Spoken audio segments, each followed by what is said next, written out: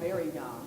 But because of, I work with United Negro College Fund, and I am around a lot of high school and college students who they're ready for the next step in career, or they tell you that they're ready, but they're not. So it's just an interesting dynamic to see someone show up to you and say, you ask them, well, who do you look up to in PR, or who's writing samples? Where are your press releases? Where's examples of your writing? Or for me, where are examples of your, have you been doing newsreels? Have you been going out and doing mock interviews on your campus? Is there any experience that you have even with the school newspaper, to show thyself approved, as biblically said? But there are a lot of or a genuine young interest. and even more senior people who think it's just time to show up and I'm going to make it because I'm me.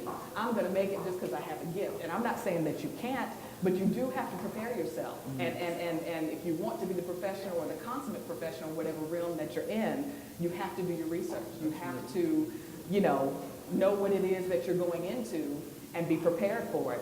We're in a day and age where anyone can write something, throw it up, and consider themselves a journalist. And that's interesting to me, having gone to school and studied, okay, this is how you have a lead. This is your head. This is the paragraph. This is the ending.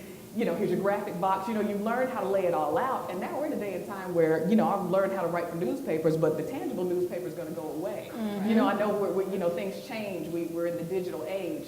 But there's a lot to be said for people who really do take the time to learn about their craft, learn about their industry. As a, aspiring and up and coming host, sometimes admittedly, I get frustrated. I'll see people on TV and like, now she got that job and all she did was be loud and show her behind on a TV show. And they put her on somewhere because of how she acted. And it wasn't always an appropriate way of acting, So sometimes it can be a little discouraging to see people who get put on. But the thing is, they may not stay there. And so that's what I have to tell myself. You can get to a point, but what's going to keep you there really is your talent, your gifts, and what you did to prepare to get there as well. And your expertise, because that is going to be what makes you stand out from the crowd. And I can't overstate that. If you are an expert on something and you know it like the back of your, like you said, God gives us that one gift. I do believe in that, and I always tell that to people as well.